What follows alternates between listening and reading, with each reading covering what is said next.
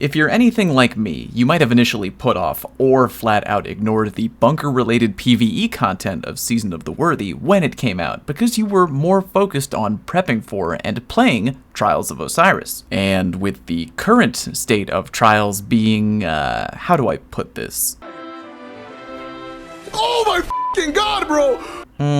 In need of work, let's say. Now you may find yourself at a point where you may want to actually put work into upgrading and completing your bunkers. There's really two main things I want to cover today, one way more than the other. They both kind of tie into one another though. Anyway, one is how to effectively farm Warmind Bits as quickly as possible with very little effort, and two, what else you need to do to level up and finish your Rasputin bunkers as quickly as possible. Not like there's any rush to get this done quickly, but as long as most of us aren't going outside anyway, why not? Let's start with thing number one, farming Warmind Bits. I'm going to cover multiple methods on how to do this. Reason being, if you're someone out there who is maybe A, low power level, B, doesn't have any friends interested in grinding, or C is way behind on the bunker content, you may have to start out with a different bit farming method before moving on to what I think is the best method. So with that, let's cover the basics. Warmind Bits obviously are required to level up and complete your bunkers. You are going to need a lot of them to do that. If you're a solo player, your bread and butter basic bitch method of bit farming is probably going to be the bunker bounties. I'm assuming that most of you know the drill. There are three types: weekly bounties, daily bounties, and repeatable bounties. I believe that weekly bounties by default grant 100 Warmind Bits, dailies grant 50 Warmind Bits, and repeatable bounties grant 12 Warmind Bits. There are 2 weeklies you can complete each week per character and 4 daily bounties per day per character. Quick math, if in theory you were to do the bunker daily bounties every day for 1 week on just one character, that would be 1,400 Warmind Bits, 1,600 if you were to also do the 2 weekly bounties. If you're really in the mood to grind, repeat that on your 2 other characters, provided you have 3 total, and that's 4,800 Warmind Bits in just 1 week. If you're going the path of bounty completions, and you should, it's pretty easy to do that no matter what, make sure to pick up the following bunker upgrades to make your bounty farming more optimal. Warmind Bit Generation Tier 2 from all 3 bunkers. Each of them will give you additional Warmind Bits when completing bunker bounties of various kinds. Easy enough. The bounties are a great way to grab Warmind Bits, and if you really want to complete those bunkers, you'll focus on bounties first. Eventually though, and especially if you only have one character, you're gonna run out of bunker bounties in a day. I mean, yeah, you could do the repeatable bounties, but those, A, cost glimmer, and more importantly, B, aren't fast enough for my liking. But Fallout, how long could it possibly take to complete one of these repeatable bounties? All you have to do is kill X number of enemies with blah weapon. Touché, but the method I'm about to show you blows that nonsense right out of the water and doesn't cost you any glimmer. In fact, you're going to be earning both glimmer and planetary materials and bunker loot by doing this farm. I am, of course, talking about legendary Lost Sector farming, and provided your power level is up to snuff, this is where the money's at. There are multiple legendary Lost Sectors, but my favorite one to grind is the Quarry in the EDZ. The legendary Lost Sector in each bunker switch around on a 3-day rotation. So if you were to go to the EDZ bunker right now, for example, the rotation would be Quarry, Scavenger's Den, SKYDOCK, and then back to Quarry. So whatever legendary Lost Sector is today when I publish this video, there's only a 2-day waiting period,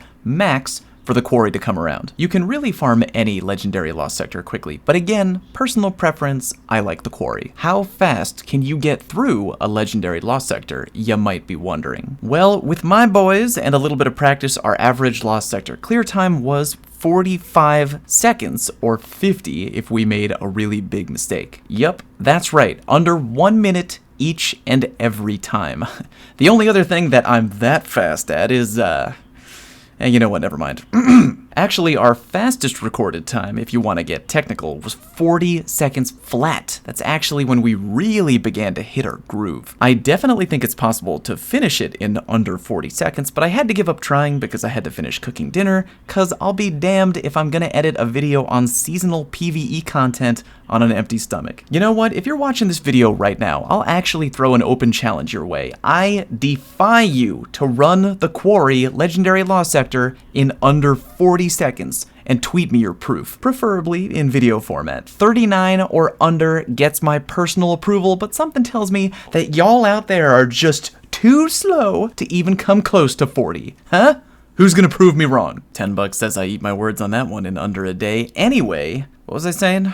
Right, with some practice, you can nail this legendary lost sector in under a minute flat each and every time. Here's the basic gist. There's literally only one enemy in the entire legendary lost sector that you gotta kill, and that's just the big wanted cabal in the final area. Not the anti-barrier cabal, not any other enemy along the way, just the wanted one at the end. When he's dead, you can run your way up that hill, open the chest, which will end the lost sector and give you Warmind Bits. Your minimum pull on this lost sector is going to be 10 Warmind Bits. If you open both chests, which requires an encrypted Warmind Bit, you are going to get 12 Warmind Bits. However, you can get more with the right bunker upgrades. Here are the two upgrades I'm recommending the most. First is Warmind Bit Generation, Tier 1, found on the Moon Bunker. The upgrade is going to give you an extra chance of getting Warmind Bits after completing any legendary lost sector. With that bonus, we found that about 1 out of every 3 or so runs was giving us an extra 10 Warmind Bits after finishing the legendary lost sector. And 1 out of every 3 or so runs is way more generous than I expected, and considering you can literally burn through one of these in under a minute, it's a bunker upgrade you definitely want to grab for this farm. So, for those of you keeping score at home, that's an under 1 minute farm, returning anywhere from 12 to 22 Warmind Bits. Not a bad deal. The other bunker upgrade I want to recommend is Encrypted Warmind Bits, Tier 2 from the EDZ bunker. This one gives you a chance at returning your encrypted Warmind Bit from a Rasputin chest. Keep in mind, one of the 2 chests at the end of the Lost Sector is a Rasputin chest, and it does cost 1 encrypted Warmind Bit to open, so this is also a good upgrade to have for this farm, because you can get that token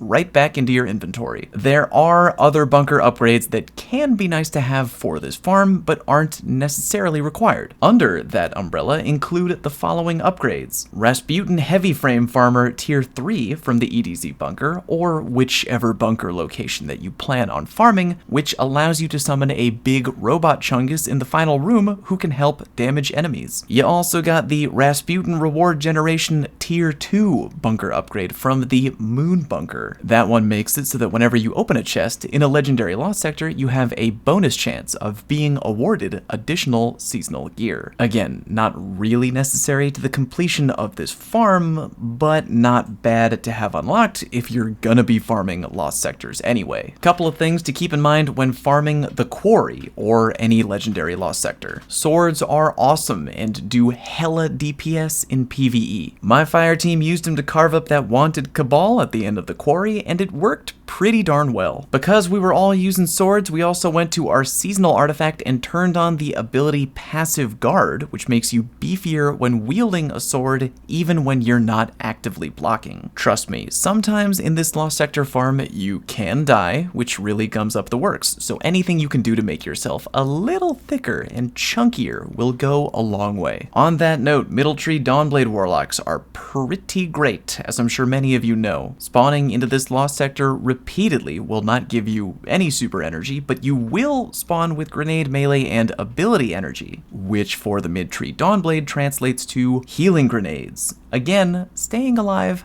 kinda key. Solar Titans using Melting Point on the final Cabal is also greatly appreciated, especially since he has solar shields which need to be popped and match game is turned on. The Titan should fly in, give him the old melting point debuff, and proceed to tear him apart with your team. Opening the chest when the boss is dead is both a blessing and a curse, if you can believe that. By opening it, you end the encounter and despawn all enemies currently remaining in the room, but you then have a very short timer for everyone on your fire team to quickly grab the loot before the encounter officially finishes. If a teammate of yours died during the boss fight, you can open the chest to despawn all other enemies in the room and make your teammates revive safe. But for the love of God, quickly go grab your friend so they can grab the loot before it's too late. When the lost sector is over, the screen says by backing out, you're gonna go all the way back to orbit, but that's a filthy goddamn lie, and I'm mad about it. Holding back actually puts you right back into the bunker where you can actually fire up the activity again, which is in fact the optimal method. So yeah, be sure to hold back to go to, quote, orbit each and every time to make your farming as fast as possible. Now that you know how to farm Warmind Bits, the only thing left to knocking your bunkers off the old to-do list is planetary materials. Remember, upgrading your bunker costs both Warmind Bits and planetary materials. That's kind of annoying, but no worries, if you're drawing a blank on how to get materials fast, you got a few options. Option number 1 is to check your seasonal rank rewards, because at certain levels you can instantly get a ton of free planetary mats right into your inventory. If you've already claimed all of those materials, then your next plan of action should be taking a trip down to the Tangled Shore to visit Big Daddy Spider. Spider, if you may have forgotten, is still the king of easy material acquisition. Yeah, his inventory changes every day, but if he is selling what you need for the low cost of 1 legendary shard, you can really go overboard and just buy a ton of materials dirt cheap. God bless you, Spider, and your cold, money-grubbing heart. If Spider is not selling what you need, and you, for some reason, need to upgrade your bunker immediately, your last resort is planetary vendor bounties. These are not really ideal. You can only do 3 of them per character per day, and they don't give you a lot of materials at all. While going around doing these bounties, while you think about your life decisions, you can also equip a ghost shell that helps you locate materials on whatever planet that you're on. Again, that is pretty bottom of the barrel material scrounging. I'd personally much rather just check Spider's inventory every day until he's selling what I need,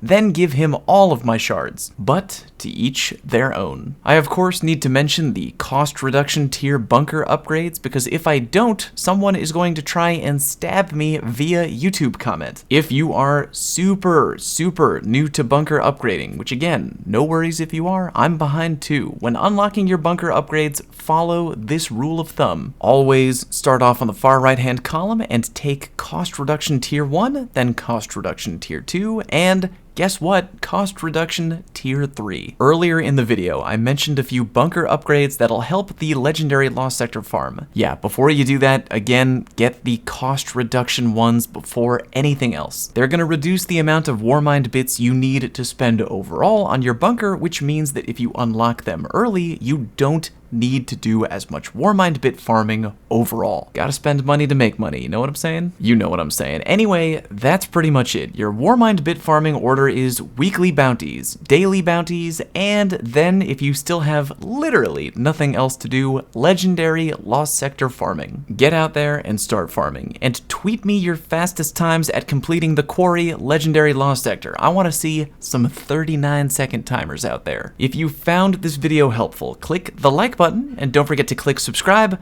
because I told you to. Thank you very much for watching, and I'll see you next time.